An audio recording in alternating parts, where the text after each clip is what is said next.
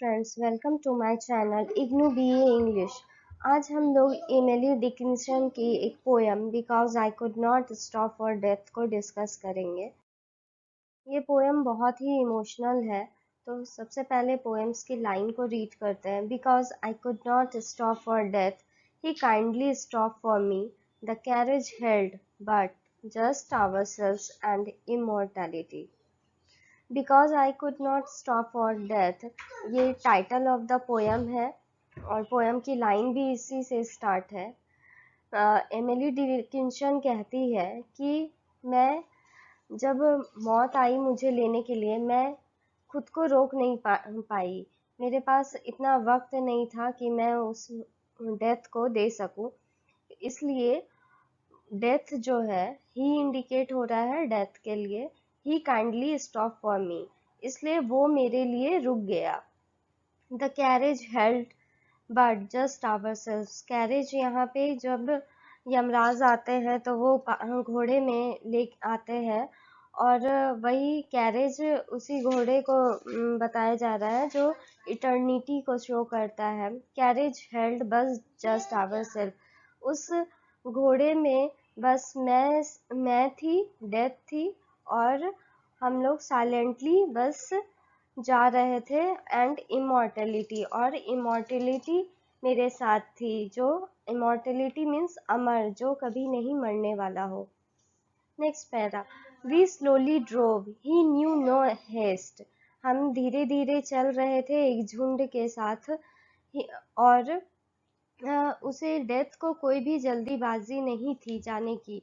And I had put away my labour and my leisure too, मैंने अपने सारे ऐशो आराम, अपनी मेहनत, सब कुछ को यहीं पर छोड़ दिया था फॉर हिज सिविलिटी, उस डेथ की जेंटलनेस की वजह से मैंने इस संसार के सारे सुख सुविधा, आराम, अपनी मेहनत सबको यहीं पे त्याग दिया था।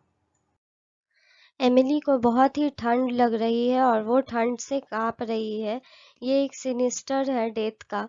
For only gossamer my gown, gossamer means होता है बहुत एक पतला सा कपड़ा जो कि डेथ के बाद पहनाया जाता है लोगों को। माई गाउन, ये इतना पतला गाउन है कि ये जो स्टोल है, जो ओढ़नी मुझे ओढ़ाई गई है, ये इतनी ठंडी है, इतनी पतली है कि मैं ठंड से काँप रही हूँ। माई टिपेट, टिपेट को स्टोल या गाउन बोलते हैं। ओनली टल, ये इतना पतला सा कपड़ा है जिससे मेरी ठंड नहीं जा रही है और ये डेथ भी एक सिनिस्टर है, उसी को शो कर रहा है ये प्यारा। We paused before a house that seem, हम वहाँ से गुजरते हैं जहाँ, यहाँ पर हाउस को कब्रिस्तान, कब्र कहा गया है। अ स्वेलिंग ऑफ द ग्राउंड, ये एक उभरी सी जमीन है। कब्रिस्तान में जो मिट्टी होती है वो गीली गीली सी उभरी हुई होती है। यहाँ पे कब्र को डेथ, जिनकी डेथ हो जाती है उनके लिए ये उनका घर ही हो जाता है। द रूफ वॉज स्कैरली विजिबल, और ऊपर की जो सतह होती है ये मतलब बस विजिबल होती है, नीचे नहीं दिखाई पड़ता है। जब उसमें बॉडी चली जाती है तब बस लोग उसके ऊपर की सतह को ही देख पाते हैं। The cornice in the ground, so यहाँ पर जो है एमिली बहुत ही ज़्यादा सैड है कि अब वो कब्र में जाके दफन हो जाएगी और ये चीज़ें बहुत ही ज़्यादा इमोशनल है। ये किसी को भी नहीं अच्छा लगता है। It's may not be ideal since then 'tis centuries and yet this is the last stanza. This it's not be idle, and it ends with the immortality feels shorter than a day. I first surmised the horse heads were towards eternity.